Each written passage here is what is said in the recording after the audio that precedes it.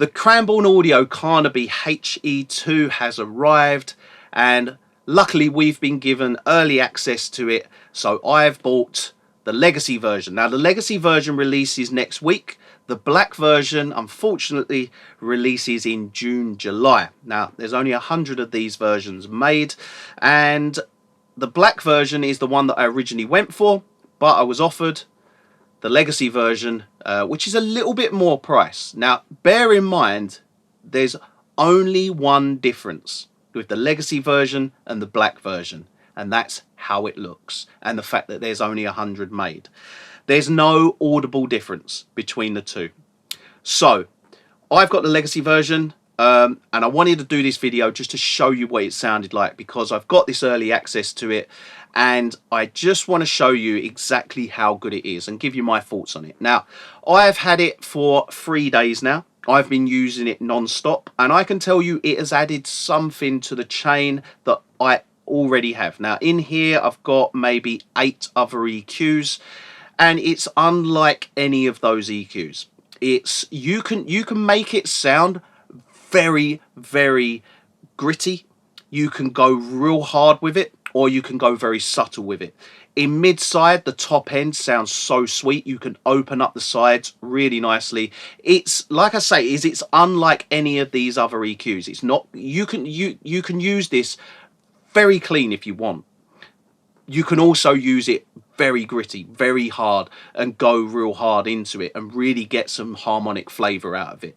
I like to use it in the mastering sense. I like to use it to give myself a little bit of a warmer bottom end, give that tone in the bottom end, and I like to give a real nice sparkle in the top end. And I'll show this in some audio demos. So let's first of all just run through what's on the unit and how it works. The first section, we have a high cut and a low cut. Both have bypassable switches, and the high cut goes from 8K to 40K, low cut goes from 18 Hz to 180 Hz. Input is plus minus 20 dB, and you also have your bypass switch here. Next you have your EQ section, each with their own bypassable switches. The frequency range goes from 20 Hz to 420 Hz. And then the mid-range goes from 200 Hz to 5.2K, and then the high band goes from 5K to 25K. So there's a good range of overlap there between the two. Next at the bottom you have your gain, which goes plus minus 10 dB. Then you have your output, which is plus minus 20 dB. In the middle we have the ability to select which mode you want to use the Carnaby HE2 in. So we have dual mono, stereo, or mid-side. In mid-side mode, left controls your mid and right controls your sides.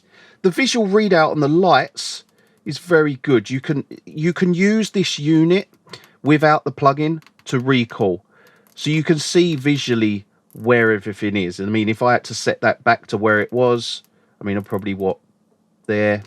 If I move to there, you know, you can recall this by hand without the plugin if you need to. So what that means is it's not dependent on the plugin 100%. Now the good thing with the plugin is you can plug the hardware into your computer. What that will then do is you can use the plugin to control the hardware. Now many people will say, well, what's the point of that? I'll just work on the hardware, I'll get hands on with the hardware. Yes, you will. You won't find yourself using the plugin too much, but there's a few key things that the plugin is good for. One of them being automation. You can do automation in the box inside your DAW, and it will directly work with the hardware.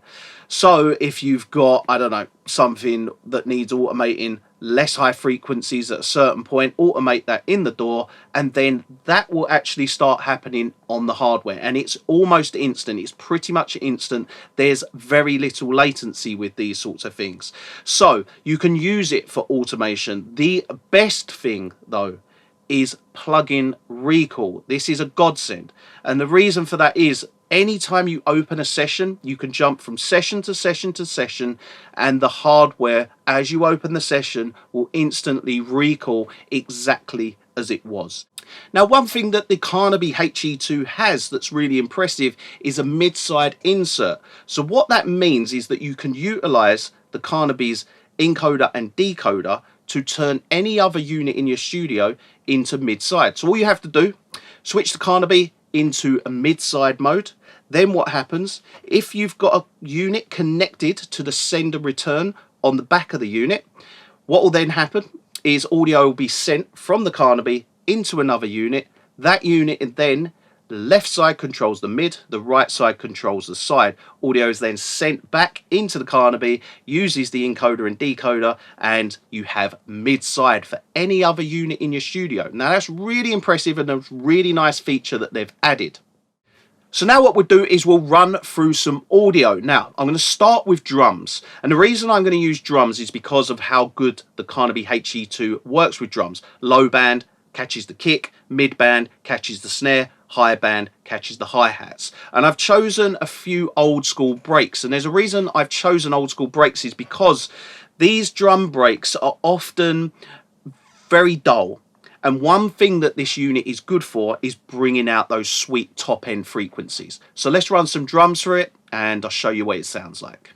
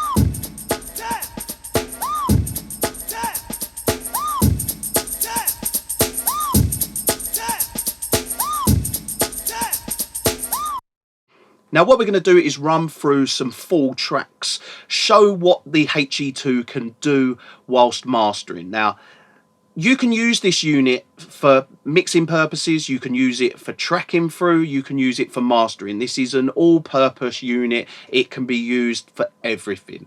So let's jump in and show you some full tracks running through as a mastering EQ.